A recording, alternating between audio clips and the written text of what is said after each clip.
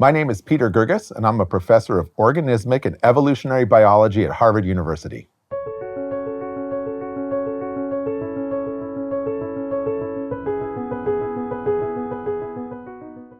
Welcome to my exp.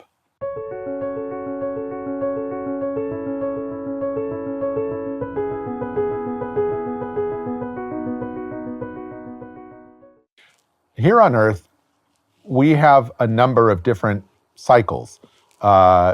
Most of us are familiar with the water cycle, for example, or the oxygen cycle. You may be familiar with that.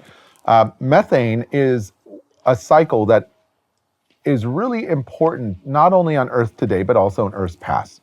Let's start with methane. What is methane? Well, methane is a molecule that we use as a fuel. So whenever you light your stove or your barbecue, you are burning in part methane. And it's an interesting molecule because it is so robust. It's a carbon, 4 hydrogens that are covalently bonded, which makes it incredibly stable. In other words, if you were to bottle up methane in a glass ampule and leave it on the bench, it would be stable for a very long time. It doesn't react very quickly.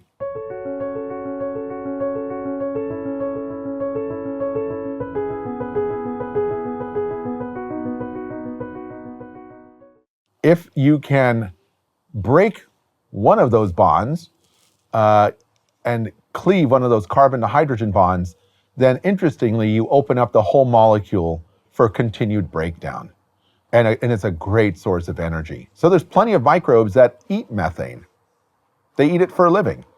They use oxygen and methane to harness energy, which is kind of cool because these microbes are harnessing energy and putting it to use in the same way we put it to use when we cook our food. They don't ignite it, of course, but the principle is the same. It's called an oxidation. And they oxidize the methane, harness the energy, grow and divide, and so on. Now, there is a surprising amount of methane on Earth, the majority of which is produced, believe it or not, by microbes, actually in the deep sea. These so-called methanogens are microorganisms that use carbon dioxide and hydrogen, or sometimes some other molecules, and they harness the energy from these reactions, and the waste products, their waste product is methane. That's what they give off. There are gigatons of methane tied up in the deep sea. And because of the stability of the deep sea and because of the cool temperatures, a lot of that methane is tied up as so-called methane ice or hydrates.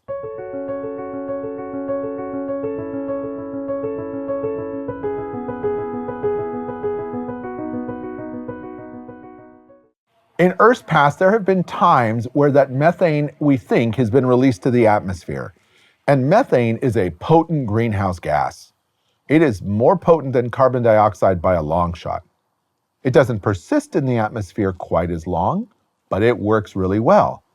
So, methane, some scientists believe, has played a role in causing rapid moments of climate change by being released en masse and warming our planet up very quickly.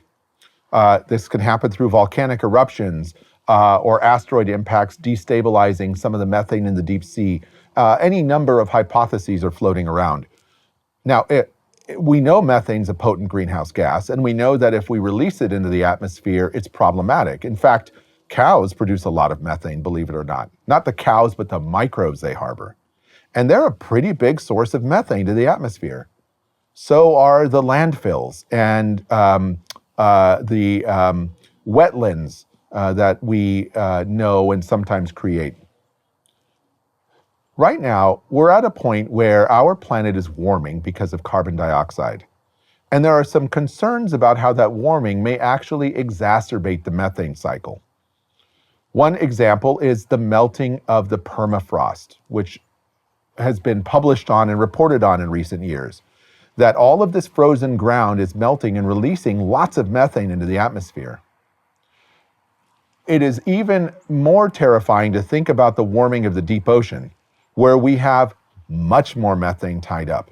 And if we get to the point where the heat that we are seeing in our atmosphere and upper ocean warms up enough of the deep sea, we are going to be releasing gigatons of methane into the ocean, And we don't know what's going to happen.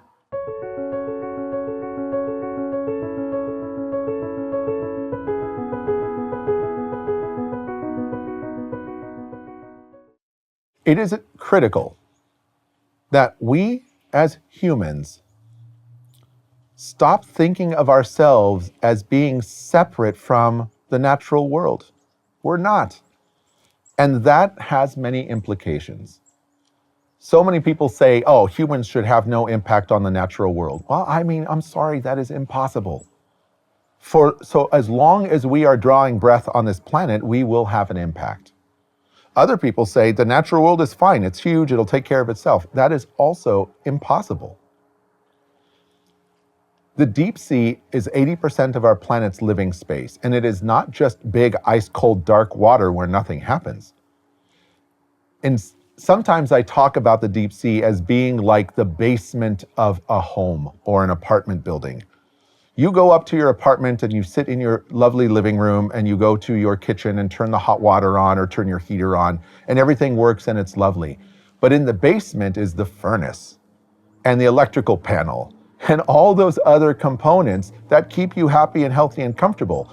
And they're hidden and out of sight, but that does not make them unimportant. The sooner we realize that we are a part of this world and it is a part of us, is the sooner, I hope, we can achieve a kind of balance in how we interact with the world around us, including the deep sea. It should not be a big mystery what's in the deep sea. And it's up to us to have the foresight to do the work needed to understand these relationships so that we can promote a better planet, not just for the animals of the deep sea, but for ourselves and our children.